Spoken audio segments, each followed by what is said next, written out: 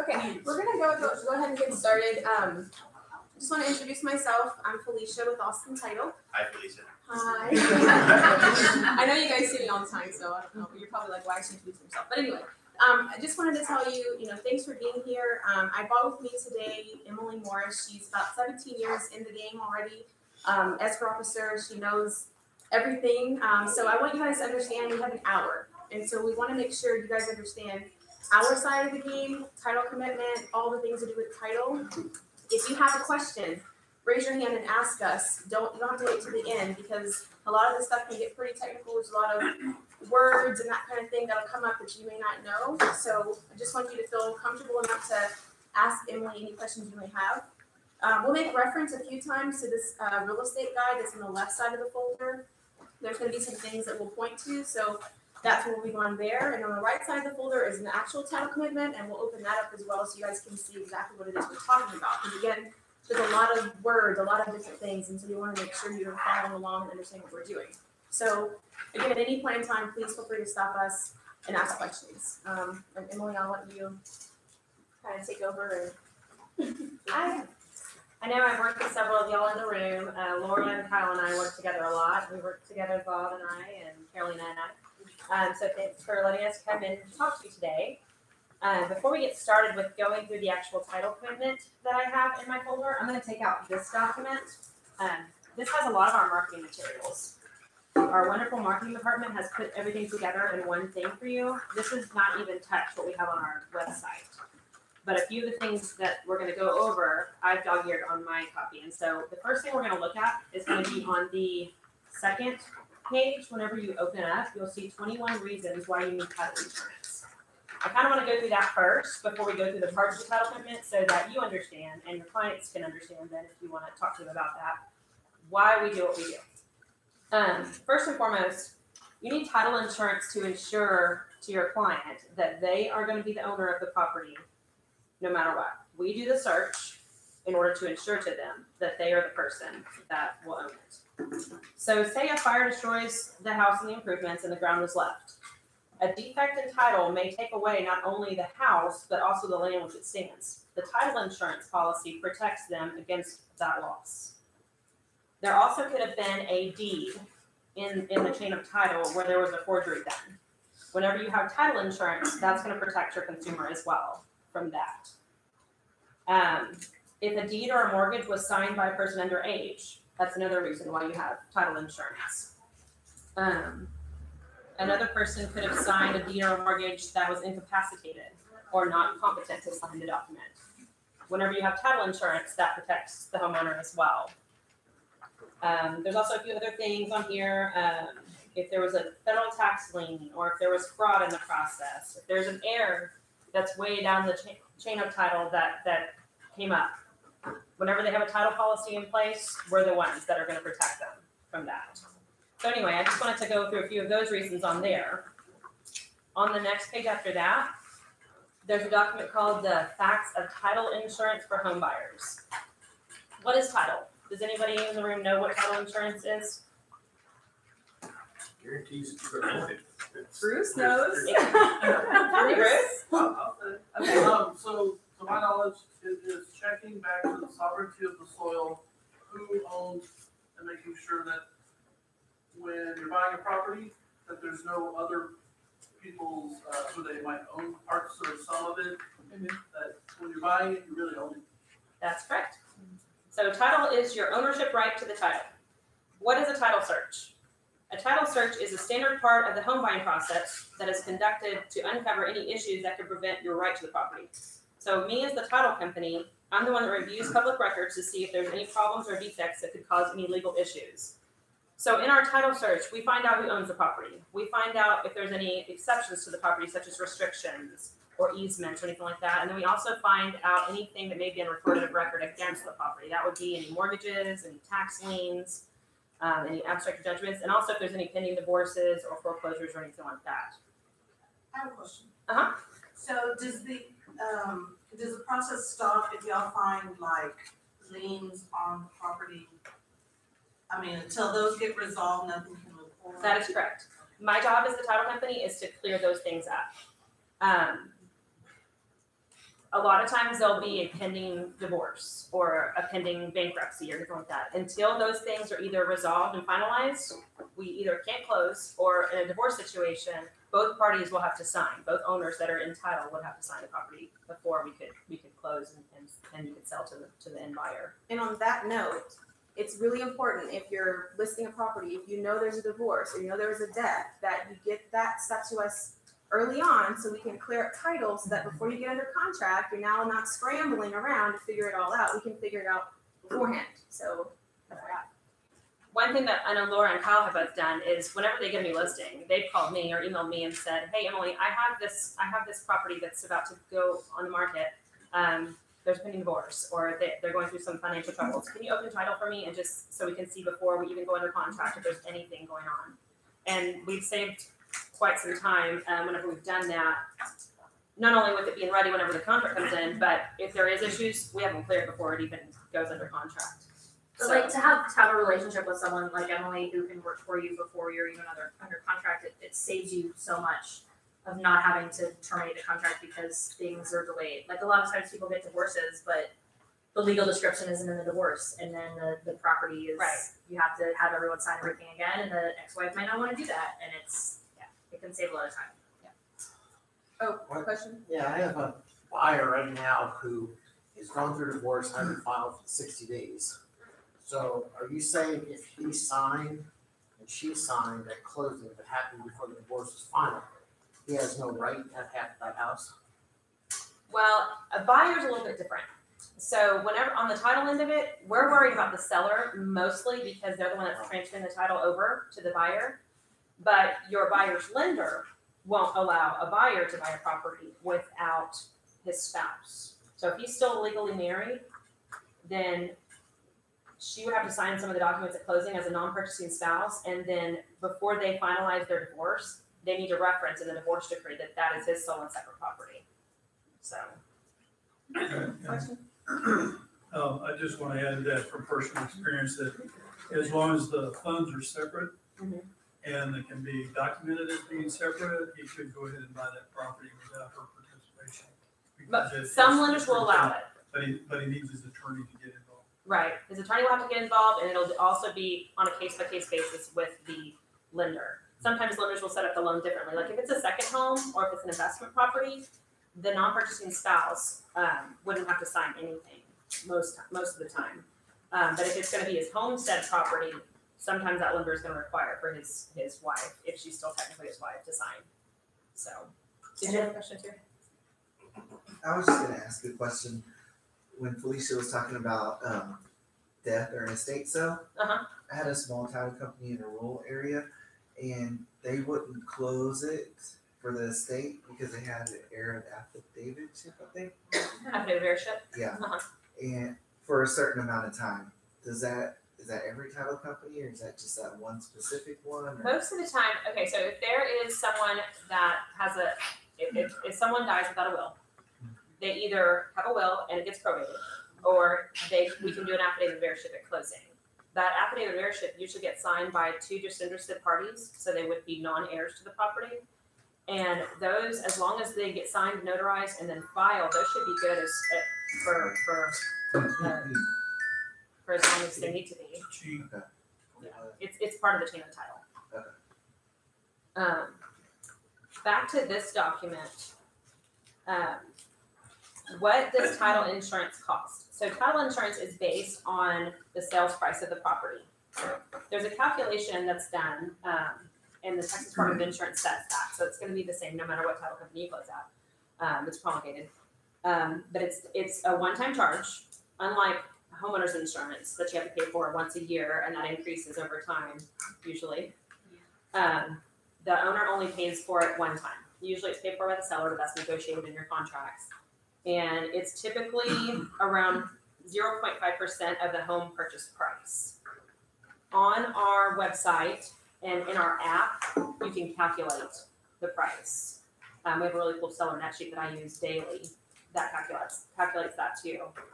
Does anybody have the app downloaded? I know a few of you use it pretty much. Yeah, Bob does. It's Austin Title Agent. You can search through it on your Apple Store, Play Store if you have Android. It's a free app, and you literally just put in the numbers, and it spits out to you a really nice marketing piece. You can email or text over to your client. You can customize it with your own picture. That way, when you send it to them, it says your name, your information, especially if you're at an open house. Someone comes in and they're asking some numbers questions. You can help them with that, email it to them. They're going to give you good contact information because they want what you have, and you can now follow up with them, put them in your database to continue to kind of reach out to them. So if you don't have the app, if you want help with it, you can stay back for about 5 minutes, and I can help you get it downloaded and get it all going for you. If your clients are wondering how long their title policy lasts too, it lasts forever, as long as they own the property. So even if they change the property into an entity of themselves, like they put it in a trust or they put it in an LLC, the title policy is still good as long as they are the owner. It's also still good for their heirs. If the ownership changes, like if they're gonna sell the property, of course, then a new title policy would need to be purchased, but as long as that person is still entitled, or their heirs, or their entity, then it's still good. And then before we start going to the title equipment, I just wanted to tell you there's 2 different types of title insurance. There's one that's gonna protect the owner, that's called owner's title policy, and that's the one that the seller typically provides the buyer with. And then there's another type called the lender's policy, that protects the lender and their financial responsibility. Just about every lender that your buyer is going to work with is going to require a lender's title policy. Whenever they're purchased together, the lender's title policy and owner's title policy is called a simultaneous issue. When that's done, the lender policy costs $100 instead of the full policy rate. So it's a good thing for buyers and sellers to decide to do that at closing, because it will cost them a lot more later if they don't get an owner's title policy at the time of closing. So anyway, that's some of the stuff in here. But let's go ahead and go in our folder and start looking at the actual title agreement. And just so you know, in the book, if you go one more page over, there is a long list of all the definitions. So if there's some things that she said that you don't really know what that means, there's a little real estate definition thing here you can actually look over. And I would keep this in your car or in your bag, because this is stuff that will come in useful later on down the road too. So in your book that you see, you're gonna see a copy of a title commitment. Does everybody have this?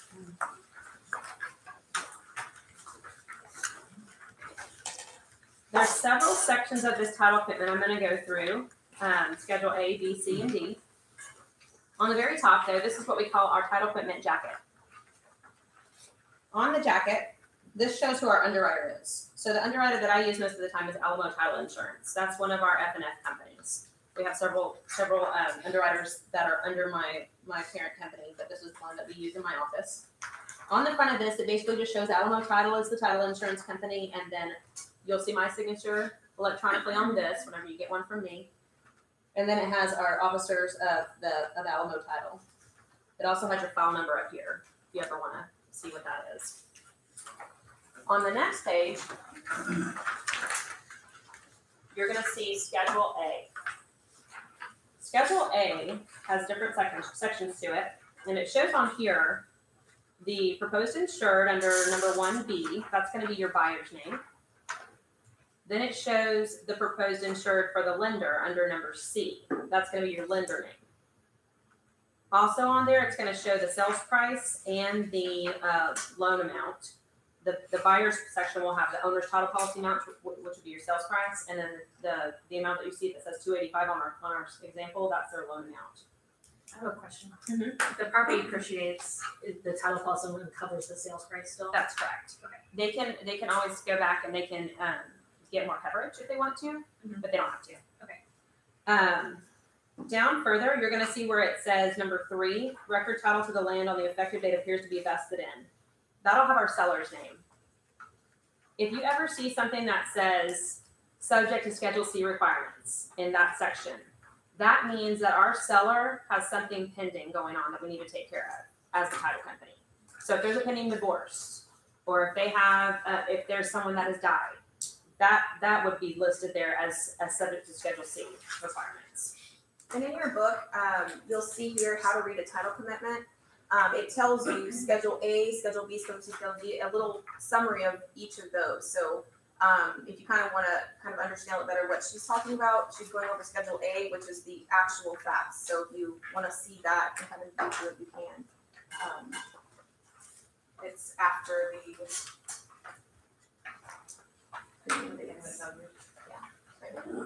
It's right after the contract to close chart. The last thing that we look over on Schedule A that's really important is where it says legal description of land under number 4. This should match what we have on your contract and what we have on your survey. I double check that, so does my title examiner, and if it doesn't match, then I let you know right away. Matt, you have something you want to add? No. You're smiling. I'm just saying it doesn't even matter. That's very important because that's what we're gonna convey on our title policy to the buyer from the seller. So if it doesn't match, we have an issue.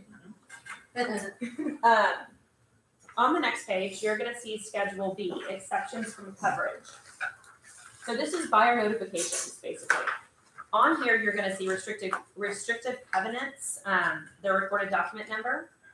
Also on here, it'll have any easements that are recorded against the property, any oil and gas stuff that's been recorded, public utility easements, building lines, power company, stuff like that. And then once the survey has been reviewed by our title plant, they will also reference those things on Schedule B, anything that might be an exception to coverage. So this is just basically information for the buyer on Schedule B. All of the documents that are listed on Schedule B, the document numbers, we have copies of whenever the title search is done. Our title plant sends us those. Whenever we send a copy of the commitment out to everybody, we don't send all of those attachments, but if your buyer ever wants a copy of that, all you have to do is respond to us and let us know, and we can send all of those attachments directly to the buyer. Do you have any questions for me about anything on Schedule B? I didn't ask about Schedule A either.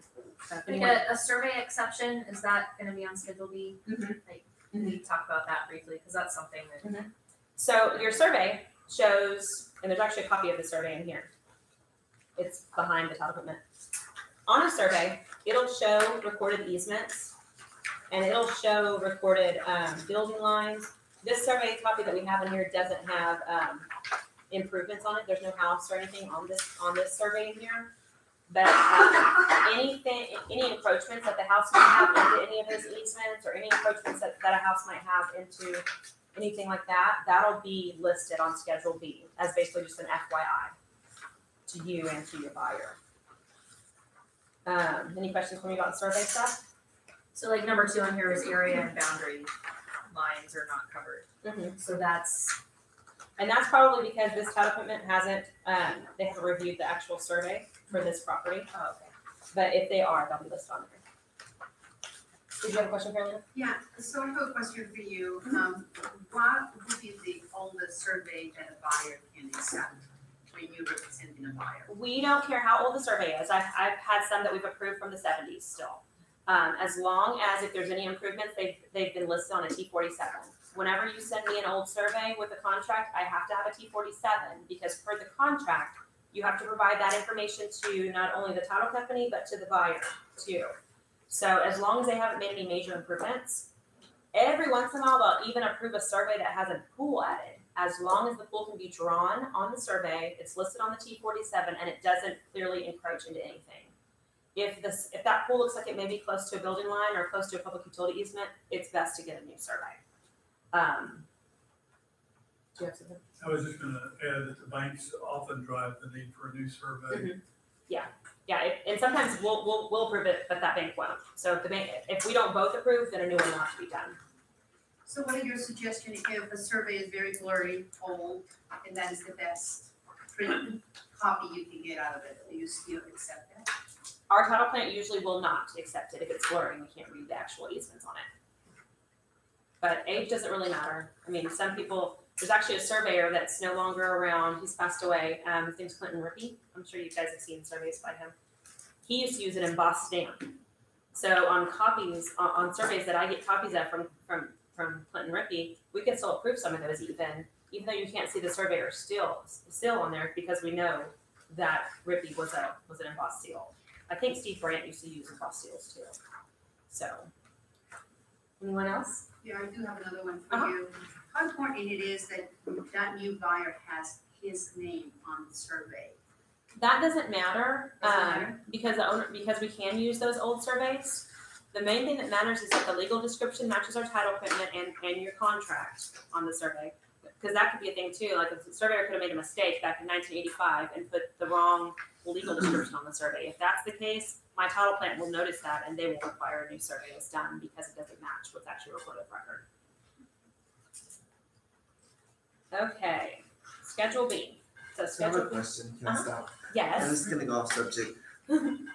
Tell the class why you asked that, 'cause I know you went to a survey company, or a survey class, why did that Yes, do class, tell. why that class suggest that the buyer's name be on the survey? Because of the liability on having its survey insured by the title company. But there was another, and I can't remember, it's been 3 of them specifics, but I did that, the property helped me out, The one in Rockdale? yeah. Why did I do it? I don't remember, but you had to put. Because the neighbor moved the state or something, was that it? Okay, so when in doubt, yeah, when in doubt, but no, there was. Carolina, don't use any factual information. Yeah, and that's We're- why we're I'm being- kind of yeah. going in there. I will say that when in doubt, get a new one.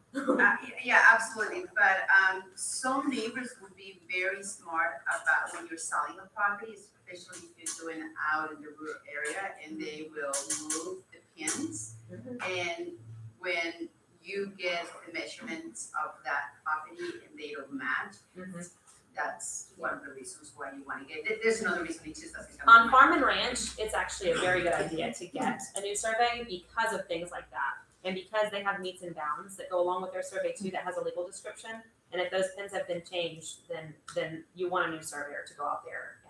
But on a residential area, usually that we can use a prior one most of the time. I think this is still within the scope of our conversation here, but one of the things that is considered is who's gonna pay for the survey. And one of the rules of thumb to consider would be who's gonna benefit the most from that survey.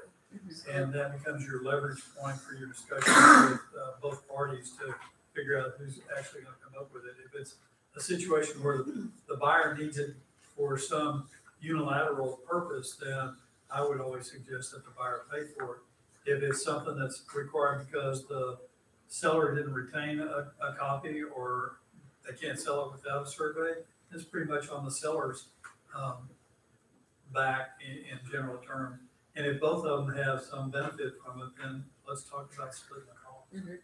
On that note too, since we're talking about surveys. So your contract, it says on there, the seller must provide the survey within X amount of days, right? And if it's not approved, then the buyer's gonna pay for the survey, right? That's what everybody checked off on.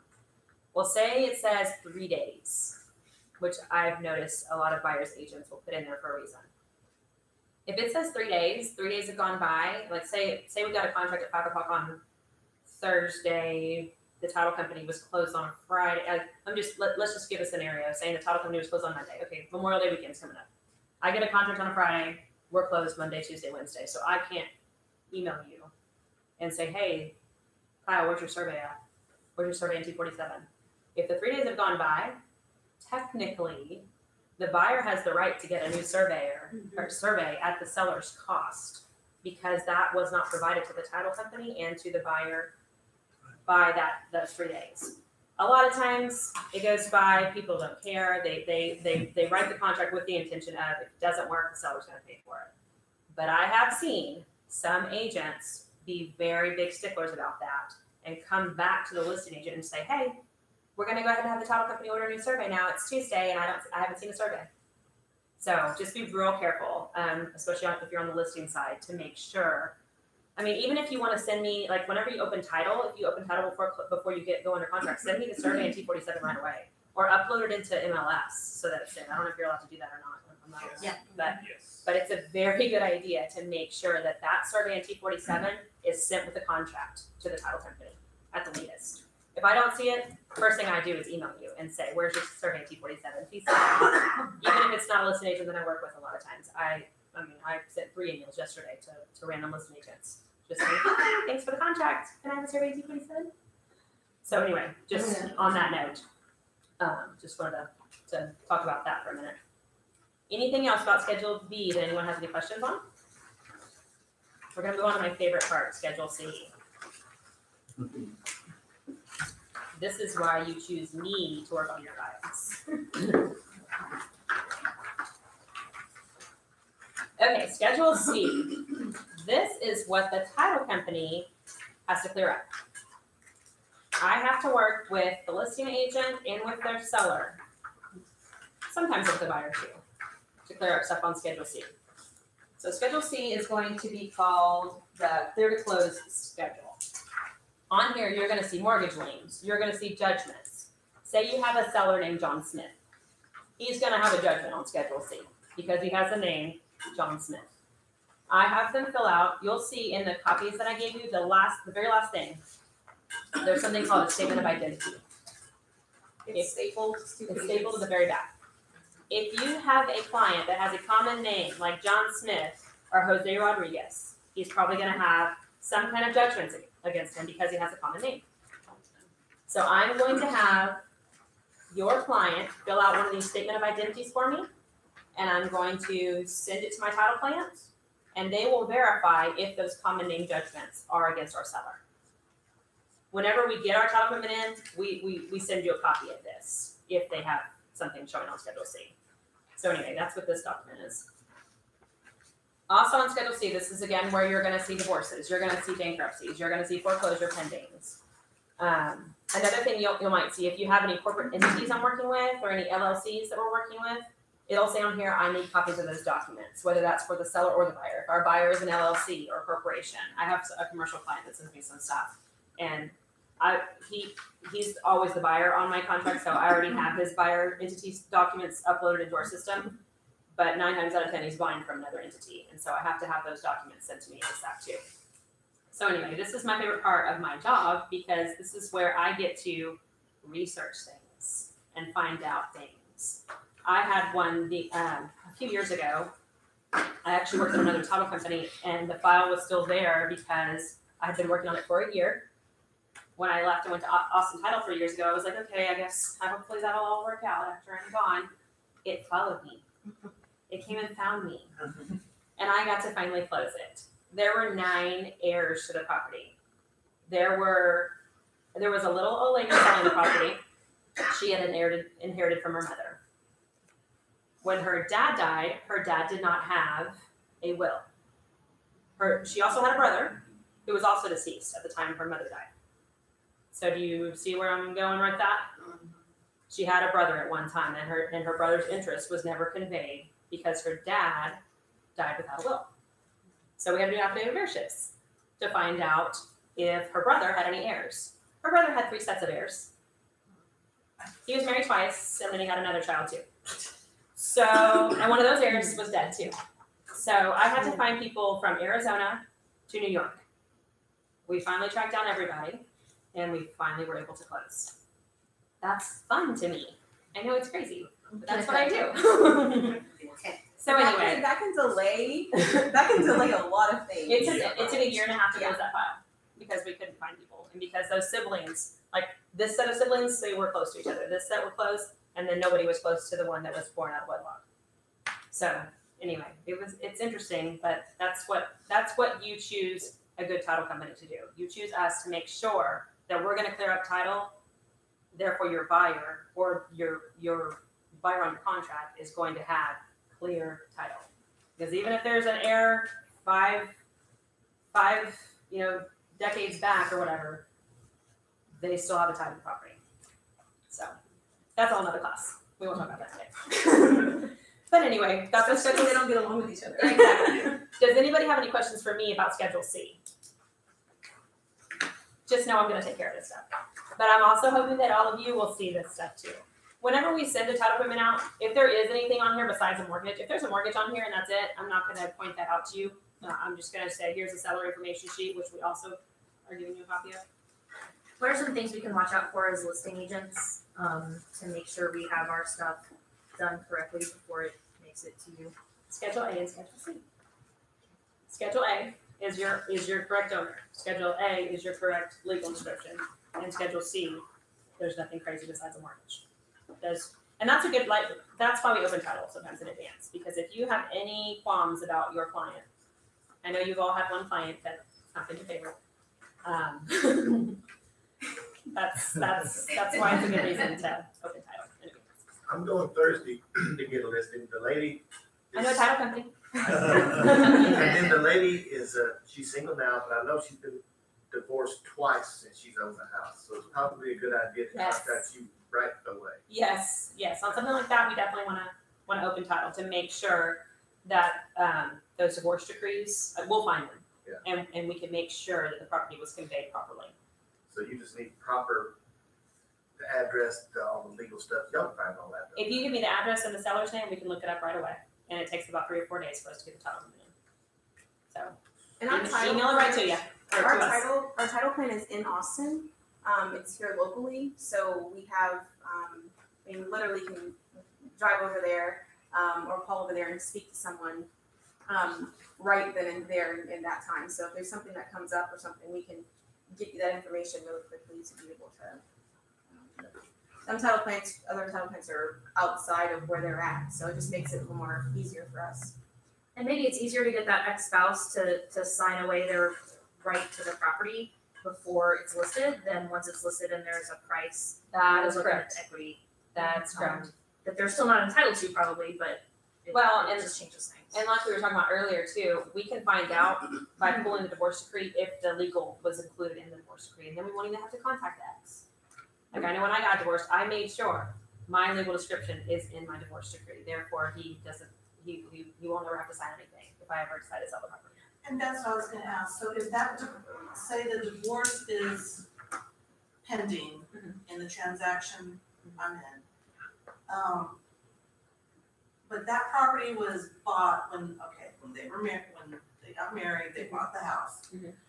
Even though he was divorced before, do y'all even have to go there? Do y'all even have to? So they bought the property as a married couple. Uh-huh, If they bought the property as a married couple and they are pending divorce right now, he will still have to sign until it's finalized. right, but y'all don't have to look up his prior, okay, that's what it's. Yeah, we don't care how many times. Yeah, okay. Does anyone else have any questions on Schedule C? But if they were single before in the. If they were single before, then they got married while they lived there, that person has a homestead right to the property too. So we still cannot sign or cannot close until both of their interests are taken care of. That's a good question, because a lot of people think, oh, this is my house first. Like, I'm engaged, actually, my house, I That's what I think. That's why I'm still engaged, not married. No, just kidding. My house is my house, but Justin has lived there for 2 years. So Justin has a homestead right to the property too. If we were to sell it, he has to sign. Even though you're not married. Even though we're not married, he still has a homestead right to the property. Another thing a spouse can sign. Yeah. Don't let them in. Another thing that they can sign, if they don't feel like they do have a homestead right to the property, a lot of title companies will accept something called a non-homestead affidavit that says this was her sole and sole property. I'm not signing the deed at closing. It's hers. So as long as we have the non-homestead affidavit or their signature on the deed, then we're good to go. That's what a prenup's good for. Right. Still community property stake. His name wouldn't have to be on the contract, would it? Do you have some? Yeah, I was gonna say, what if, you have a married couple that has the sister living there and, a friend. They're rent, they're paying rent, but there's no like lease agreement, They're just renters. so then it's fine. So the difference between those situations is the rent? That's kind of a legal thing we'd have to ask our underwriter about. It's kind of a gray area, but if most of the household bills are paid for, I would say by me and Justin, and they had a renter in there, then that renter doesn't have any right. Anything else? Ready to go to Schedule D? Okay, Schedule D is the last part of our title commitment. On here, it has the officers of our company and the officers of Alamo Title Insurance, which is our underwriter that you saw on the front on the jacket. And then the other thing that you're gonna see on here is the owner's title policy charges. So whenever we plug in our sales price and we plug in our loan amount and we go in and plug in what endorsements most lenders typically need, that flows over to this. So this kind of shows an estimate of what those charges are going to be at closing. And that's just an FYI thing. This can change too. We change it up until closing sometimes, but sometimes a lender will say, oh, I need this endorsement. I don't want this one. Or the sales price or the loan amount could change. But this is just an estimate of what. And you'll see that on an initial title commitment that we send out to everybody. Any questions on that for me? So the lender requests different endorsements on the title? Okay. Most lenders will request the tax endorsement saying the taxes have been paid current. Most lenders will request the T36, which is the environmental protection endorsement, just saying there's no liens against the property from the Environmental Protection Agency. And then most lenders will request a survey endorsement. If it's in an HOA too, they're gonna request a PUD endorsement that just ensures that the HOA is subordinate to the mortgage lien. So that's that. Also included in the very back of the stuff that is with the title commitment, you're gonna see a buyer pre-closing information form and a seller pre-closing information form. Whenever we send out our initial contract saying, thank you so much for your business, I think I even say in there, thank you for choosing a wonderful agent that you're working for to make you look good, because that's what I'm here for. We send this to the buyer with their copy, and we send this to the seller with their copy. It is very important that these get back to me ASAP, especially the seller's one. Because the seller's one is where they're gonna put their payout information for me. They're gonna put their marital status information. They're gonna put, if they're gonna be here for closing, that's another important thing for us to know in advance. And they're gonna put their social on there for me. So if you're wondering what these forms are, that's what those are. And does anyone have any questions about any of my documents or anything I've said? I still have a question about area and boundary coverage. Can you talk about like that paragraph of the contract and the advantages of filling it out one way or the other? The area and boundary coverage protects the buyer on their owner's title policy against any defects that might be on the survey. So say the property lines are incorrect on the survey that we used at closing, that we approved for closing. And the next year there becomes an issue between your owner and their neighbor. Because they have area and boundary coverage, they go to their title company. And we as a title company will litigate on that for them. So that's basically what areas and boundaries coverage is for. It protects the owner's title policy. And it costs like 5% of the title policy. So a title policy was $2,000, that's gonna be $100. I think another reason we bring it up to pick a good title company is because when that person goes back, it may be 6 years from now or maybe 25 years from now, you want to be able to find that title company. And so the one thing I want to say, if you look at the very back of this sheet, Austin Title has been providing title insurance for residential and commercial since 1953.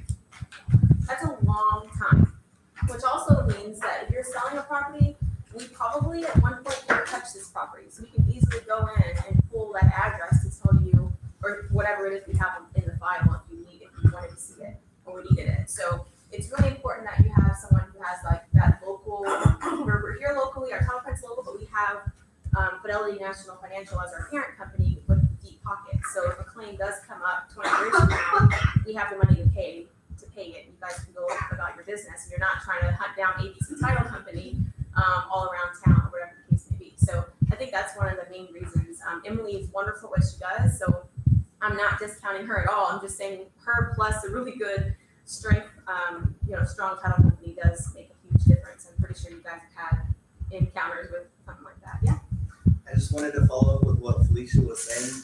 That's absolutely true. I'm not going to say the name of the company, but there was a small local title company in this area, and they had a claim, and that claim they couldn't pay it, and it dismantled as a company. So yeah, it does happen. And your client comes back to you because you've been reaching out to them after they close, so they have your information, and they're going to call you and gripe at you or ask you what to do. And so that's when it kind of falls back on you. So I know in some situations when you're on the buyer side and maybe you don't get to necessarily choose a title company because the listing agent usually puts in who they want. But if you see something on there, a title company you're not real sure about, or if you go Google them, or they don't have that much time in business, that could be a really good tell the other person, hey, this is cool, but I really wanna close the Austin title. And you can tell them why. I mean, we have all of the financials to back us up as well too, so just understand that. In that note too, I think it's all been cleared up now, or maybe it's about to be finalized. Have any of y'all heard about that lawsuit that was going on in Crystal Knoll neighborhood? Is it the one in Georgetown? Georgetown. Or the school? Which one? Yeah. It was with the school board. They came back and said taxes were due. I don't remember all the details of it, but it was all over the news for a while. Anyway, If you Google it, they'll, yeah, you can Crystal find Knoll it. neighborhood. So whenever those houses were built in the, I guess it was the 90s, because I remember them being built when I was in school. I grew up in Georgetown. Those title policies were written on Fidelity National Title, I think, which is another one of our subsidiaries. Because Fidelity insured on those originally, I have been able to close several of those transactions, even though there's a pending lawsuit. Like I said, I don't know if it's still pending. I think it might have been finalized by now. But I've been able to, I've had several agents. I think we've got about 10 or 12 transactions in the past couple of years out of that neighborhood. And they've all come and closed with me because Fidelity's our parent company. Therefore, Fidelity will allow us to go ahead and still close since they've insured on that property before. Make sense? That's why you want to use a company that has a big underwriter envelope, because we are able to do stuff like that if there's a property that has something that was pending whenever that property was originally bought. And that would show up on what schedule? Schedule C. Do you want me to kind of tell them the gist of what happened and why it's important to have title insurance? Sure, go ahead. So the reason it's important to have title insurance is because it pays off on claims that may come forward. And so the gist of it, and if someone knows better than me, they can correct me. But basically the school board, I think it was the school board, they took the land because taxes weren't paid on it. Mhm. Well, there was still a mortgage on that land. Well, the mortgage company never stepped forward and they went through the foreclosure process, and then the school obtained the land, sold it off to the developer. He developed these houses. Well, then that mortgage company eventually came back and said that they had an interest in the property. And so now that's where all the mess is going on. And people that had title insurance is okay, but people who paid cash or didn't get title insurance, They have a pending lawsuit. yeah, now they have a pending lawsuit with this company. So that's what happened, and that's And why I it's think the good last to- I saw in the news is that it's been resolved. It Maybe. may have. I quit following it now. Yeah. And I don't- It's been going on for about 3 years. Yeah, it's been a while. But the houses were all built in the 90s, and I think Main Street Homes was the builder for most of those Yeah. houses. Yeah. And Main Street is no longer around too. So Anyway, if you guys have questions, I know like you guys don't work 9 to 5, we don't either. So if it's a Saturday morning or if it's a Friday afternoon or Friday evening and you have a question, my card is there, Emily's card's there, our cell phone numbers are there. If you have a question, text us or call us or email us with whatever it is so we can give you the answer. Because we don't want you having to send your clients away or tell them I'll get back to you on Monday. If you can give them the answer that Saturday morning when you're showing them the house, they are gonna look at you like, wow, this person really knows what they're doing. So it's really important. And that's along with the app that if you want help with, I can help you with. But you don't ever want to send your clients off into La La Land to go and contact the lender. You want to go ahead and give them the information. So on that note, the app that we have, Emily will use. So you'll notice if you contact her on a Saturday morning, she's going to send you something from that app. So that's how spot on it is. So you can feel comfortable using it when you need to as well. So we just want to make sure that you guys look like rock stars. We're the last people to touch your clients at closing, so we need it to go really, really good so that you can ask for a referral. We know that you guys want to be able to work off a referral. I know Laura, where you traveled the world for like I don't know how many weeks. And she's able to do that because she has this huge referral base that just keeps on sending. So that's kind of what the whole point of it is you want that to happen, and we want to be able to help you get to that point. So if you do have questions, always feel free to let us know. I don't always have the answer because I'm not Emily, but I can definitely, if you see me here on a Tuesday for a sales meeting and you have a question, I can take it, I can call her real quick or text her and give you the answer. So. and I don't know everything, but I know mostly everything. Well, it's because you know everything. Kyle pointed out, I asked that question about surveys. We're talking about paragraph 6A8. It's the top of page 2 of the contract, and that the 1 to 4 family contract, and that's where it says you can add this area and boundary coverage for 5% of the title policy amount, which ends up being, maybe $100, maybe more, maybe less. But that's where the title policy that will cover errors in the survey, if the survey is. You say it's about $100 more?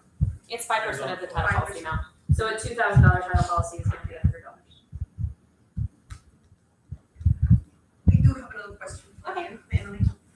What is your experience about illegal lots? Have you seen? Yeah, so we're seeing, in the last 3 months, a lot of the buyers that purchased cash properties like in Maynard. Mhm. And, they bought it, they did not do a survey, and they went to title, closed title, and then they decided to go build. They get a notice from the county and say, stop. So they start doing the paperwork and they find out that that's an illegal lot. So pretty much, Did they get title policies, she said, or not? yes, they did have a title policy. If they have a title policy, they need to go back to the title insurance company. Company is no longer. Oh my goodness. That's right. Do they have a copy of the title policy? Yeah. Send me something. Okay, Send So me this your, was the you've been thing. working with Monica, right? Okay, send me, Monica or I, a copy of their title policy that they have, and we can do some further research on that for them. so what happens is that there were 5 lots using the same address. Okay, do they all have Okay. different legal descriptions? When the contract was, delivered, yes, the legal description was there. But But it are was all 5 fraudulent. the same legal description, or are they all different legal descriptions? I haven't seen the other ones, but now we're talking to each neighbor just to see if we can get a copy from them. Surely there was a plat or something that was done. So there was a plat, there is a plat, and Okay. I was able to get that plat done by the owner, so it's not a survey, it was a plat. That should be, and with the plat and with their title policy from before, send us that information, and then we can see what we can find out. Because they would, if the seller sold and a title insurance company insured different transactions, they would have had to replat it to break that into 5 different areas, or however many lots there are. Yeah, so we've seen about 3 of this. And even if the title company is no longer around, I wonder who the title insurance company was, because like, I'm Austin Title, but my title insurance company is Alamo. Okay. Gracie, they write on Stewart. Mhm. I forget, Well, then this is for. was it on Stewart, was it written on Stewart? Yeah. Stewart's a big company, like a big title insurance company, so they would be kind of like us in the fact that they can go back to their underwriter and get that corrected if something was done incorrectly at closing. Yeah, so that is another thing why cash buyers need to buy a survey. Survey and title policy. Make sure- Especially if you're buying raw land. If you're buying land that doesn't have a house on it, if it's got a house on it, it's been surveyed at one time. No, this is. But if you're buying just land, definitely, I would say it is very important to get a survey. Because you wanna make sure your land's actually yours. So, anyway, Thank you. you're welcome. Anything else, anyone? On the offer is that we skipped over this deletion of arbitration provision. And I would just encourage folks to make sure that their client understands that. I can give you my opinion of it, but I can't give you any legal advice on it. But arbitration can be slanted toward one party versus the other based on the way the arbitration is allowed to select the arbitrator. Mediation is usually a more balanced and efficient way to go, and it doesn't lock you out from having to go to court if you can't come to what both parties feel is a sensible solution. Arbitration does. The arbitrator is just like a judge, and what he says is law. So, from what I understand. And we don't deal with that too much on residential transactions, but in commercial transactions, I see that more exercised, so. So is there, all you have to do to delete the arbitration provision is sign this document. I send it back to you, and I send it to our health. And that's a kudos to the title company, because a lot of people would fight to keep that in because they know it's beneficial to their contract. We send that document out with all of our title commitments. So. All right. You see more in commercial, right? Yes. I mostly close residential, but I've been closing a lot more commercial than I used to too lately, so, which is good. That means commercial stuff's coming. Yeah. So, thank you guys for allowing us to come and talk to you today. Thank you. you. Thank you. See you. Appreciate it. Did everybody, Did y'all sign it? Did y'all sign it? yes, that's it. Um, Thanks, honey, right? Oh, yeah. It's Tuesday.